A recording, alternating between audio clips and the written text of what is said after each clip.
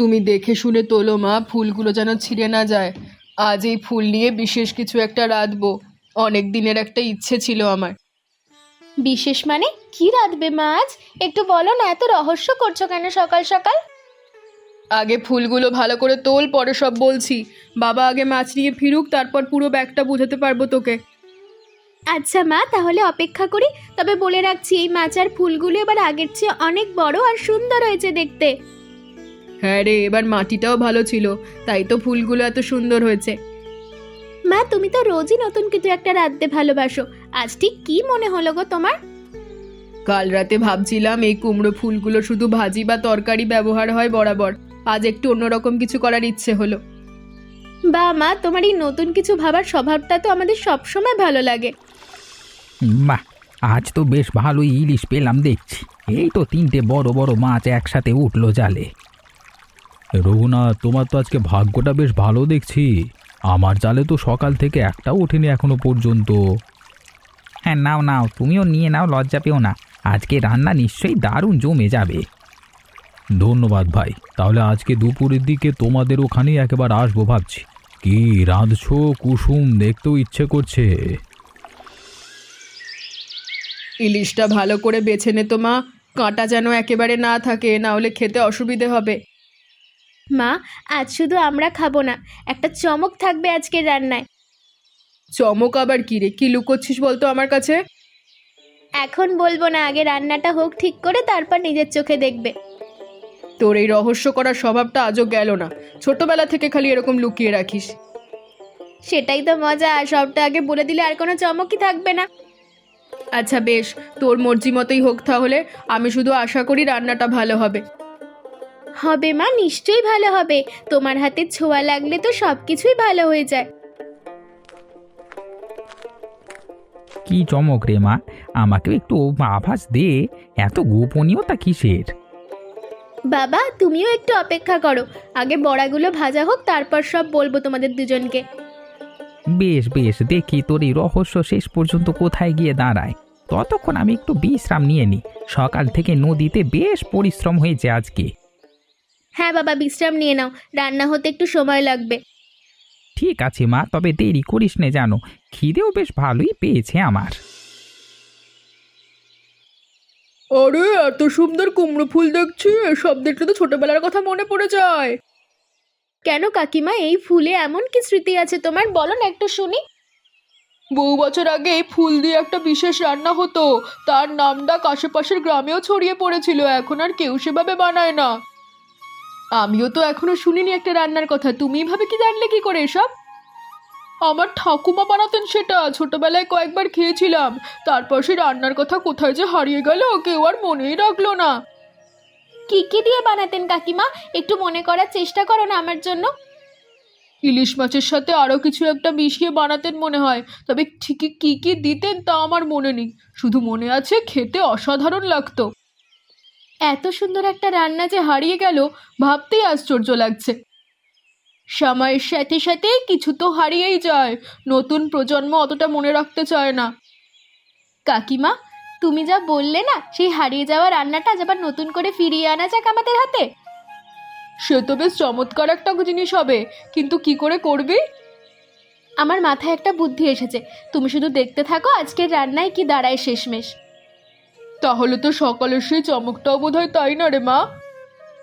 দেখতেই থাকো না তোমরা দুজনে, একটু পরে সব বুঝে যাবে। বাহ, তোরা তো যা করছিস তাতে মনে হচ্ছে আজকে একেবারে আলাদাই স্বাদ হবে। তুই তো ছোট থেকেই এমন অদ্ভুত অদ্ভুত বুদ্ধি বের করিস, কোথা থেকে যে সব মাথায় আসে তোর। তোমাদের কাছেই তো শিখেছি মা, তোমরাই তো শিখিয়েছো নতুন কিছু ভাবতে হয়। বেশ, আমিও তাহলে একটু বসে দেখি আজকের এই নতুন রান্নাটা শেষ পর্যন্ত কেমন দাঁড়ায়। মা, একটা কাজ করি না, বড়ার পুরটা এই কুমড়ো ফুলের ভেতরে ভরে দিই, তারপর সেটা ভেজে ফেলি। ফুলের ভেতরে পুর ভরে বাজবি?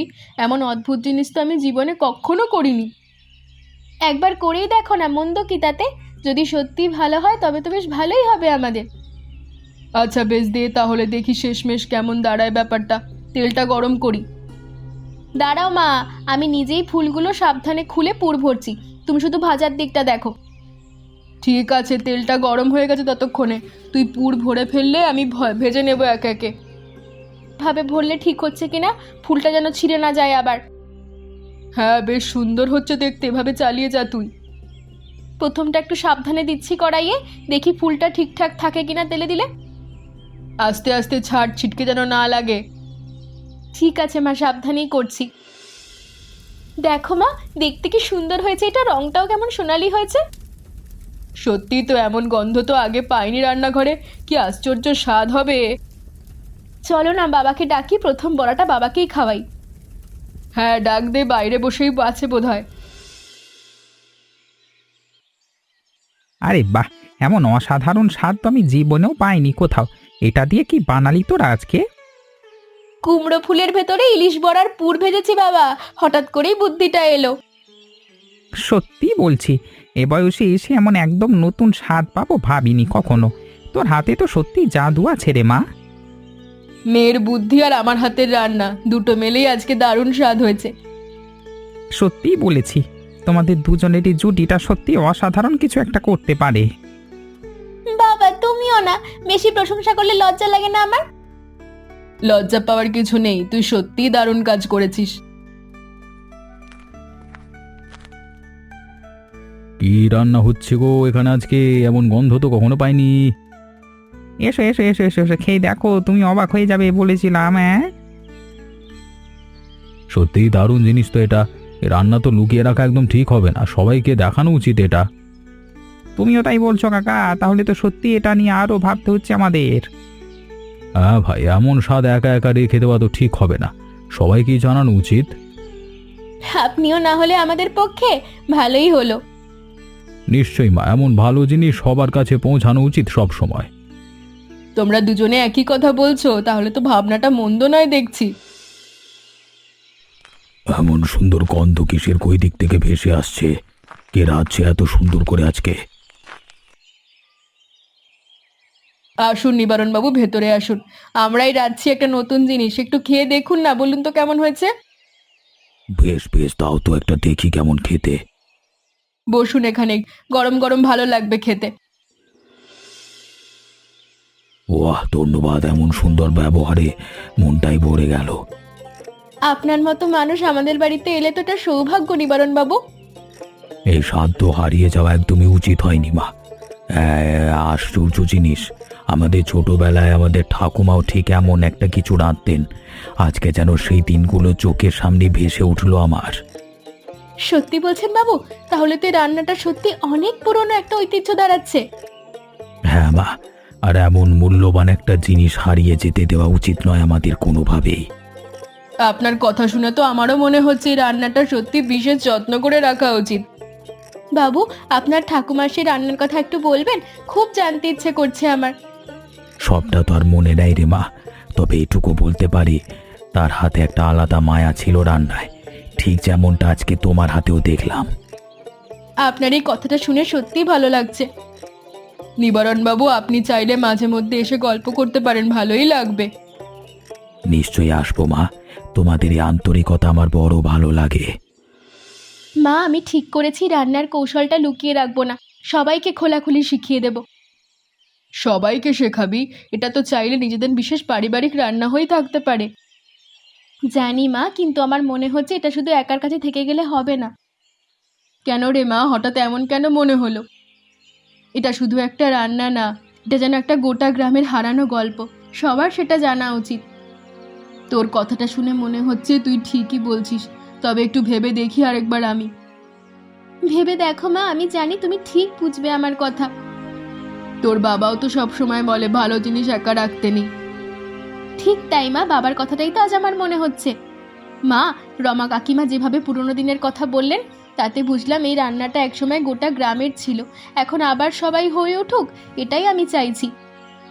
তোর কথাটা মন্দ বলিসনি মা, ঠিক বলেছিস, সবাইকেই তাহলে শেখাবো এভাবে। এই তো আমার লক্ষ্মী মা, জানতাম তুমি রাজি হবে।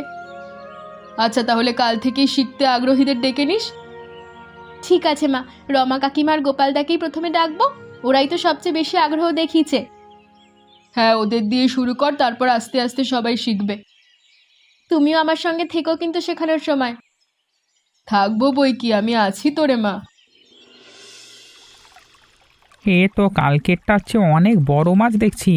আজকে তাহলে আরো ভালো রান্না হবে বাড়িতে নিশ্চয়ই। তোমার ভাগ্যটা এই কদিন ধরে বেশ ভালোই যাচ্ছে দেখছি রঘুনাথ। রোজই বড় বড় মাছ পাচ্ছ জালে। আজকে তো শুনলাম গ্রামের অনেকেই আসছে রান্না শিখতে তোমাদের বাড়িতে।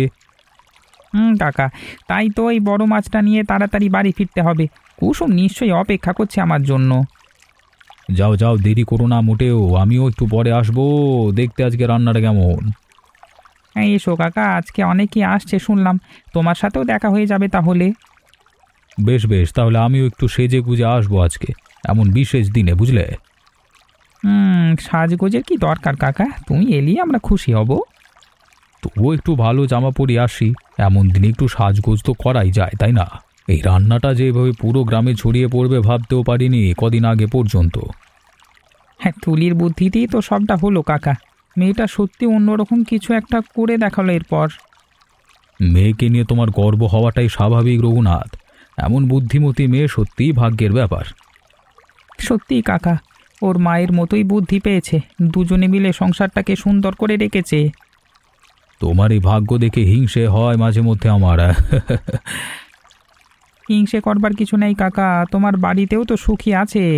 ঠিকই বলেছো ভাই, নিজেরটাই আসলে সবচেয়ে সুখের। তুলি শিখিয়ে দে তো মা, এভাবে ফুলের পুরটা কি করে এত সুন্দর করে ভরিস। হ্যাঁ রে তুলি, আমিও শিখতে চাই ভালো করে, বাড়িতে গিয়ে নিজে হাতে বানাবো ভাবছি এটা। খুব ভালো কথা, তোমরা দুজনে এলে এবারে আমার শিখতেও ভালো লাগবে। বসো তোমরা, আমি একটু চা করে আনি, তারপর শুরু করি একসাথে।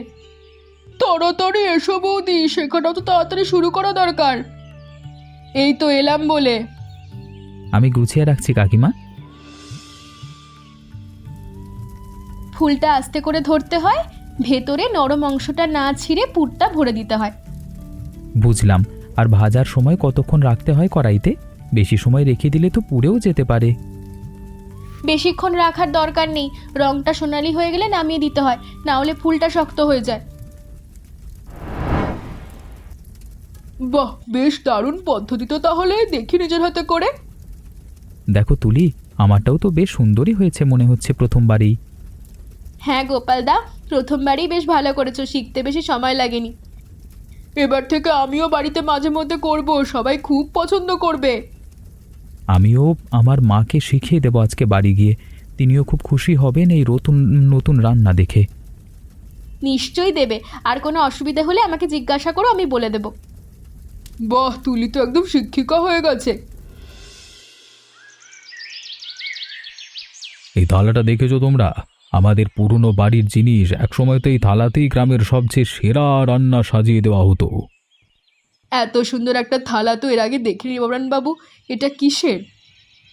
অনেক বছরের পুরনো মা, আমার ঠাকুরদার আমলের জিনিস এটা।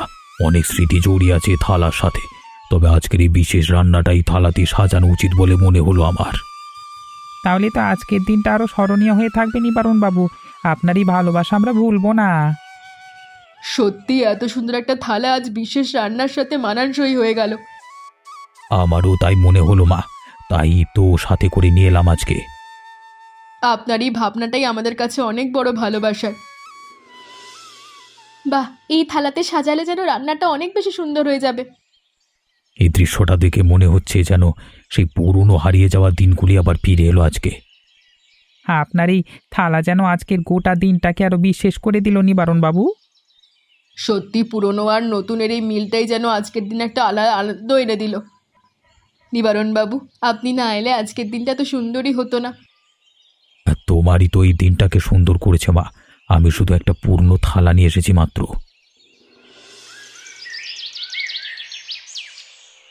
মা একটু পানি পাওয়া যাবে কি? অনেকটা পথ হেঁটে এসেছি, বড় ক্লান্ত লাগছে শরীরটা। আসুন আসুন, এখানে বসুন। শুধু পানি কেন, একটু খেয়েও যান না। আহা, এত আতিথেয়তা কেন মা? শুধু একটু জলই তো চেয়েছিলাম। আজ আমাদের বাড়িতে একটা বিশেষ রান্না হয়েছে, না খেয়ে গেলে আমাদের খুব খারাপ লাগবে। বেশ, তাহলে তোমরা এই আন্তরিকতা পেরানো যায় না মা, দাও তবে দাও দাও দাও দাও দাও। এই স্বাদ যে আমার ছোটবেলার কথা মনে করিয়ে দিল মা। কতদিন পর এমন একটা জিনিস খেলাম আজকে। আমার মা ঠিক এমনই একটা রান্না করতেন, কতকাল আগে হারিয়ে গেছে সেই পুরনো স্বাদটা। তাহলে তো আপনি আজকে একটা হারিয়ে যাওয়া স্মৃতি খুঁজে পেলেন। ঠিক তাই মা, আজকের এই দিনটা আমার কাছে সত্যি অনেক বিশেষ হয়ে রইল চিরকালের জন্য। আপনার ভালো লেগে শুনে মনটা ভরে গেল, আর একটু নিন না, অনেকটাই তো বাকি। না মা, অনেক হয়েছে আজকে, এবার উঠি তাহলে। ভালো থেকো তোমরা সবাই। সাবধানে যাবেন কাকা, রাস্তায় খেয়াল রাখবেন। ঠিক আছে মা, তোমাদের এই ভালোবাসা সারা জীবন মনে থাকবে আমার।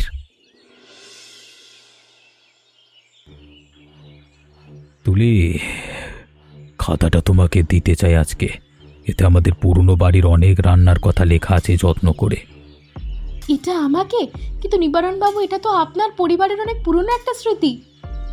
কিন্তু জানি মা, কিন্তু এই খাতাটা এমন কারোর কাছে থাকা উচিত যে সত্যি এর মূল্য বোঝে। নিবারণ বাবু, আপনি আজকে যা করলেন তুলির জন্য, এটা আমরা কখনো ভুলবো না। সত্যি নিবারণ বাবু, আপনারই উদারতা আমাদের গোটা পরিবার ছুঁয়ে গেল। তুমি তো এই স্মৃতিটা আজকে আবার নতুন করে জীবিত করলে। খাতার প্রথম পাতাতেই লেখা আছে যে রান্না মানুষকে একসাথে হাসায়, সে রান্নাই সবচেয়ে বড় সম্পদ। আমি এই খাতাটা যত্ন করে রাখবো, আপনাকে কথা দিলাম। নিবারণ বাবু, আপনারই উপহার আমাদের পরিবারের জন্য সত্যি অনেক বড় একটা সম্মান। সম্মান নয় বাবা, এটা আমার আনন্দ যে এই খাতাটা সঠিক হাতে গেল আজকে। এতে কৃতজ্ঞতার কিছু নেই মা, বরং তোমাদের জন্যই তো আজকে আমার পুরনো স্মৃতিগুলো আবার প্রাণ ফিরে পেল নতুন করে।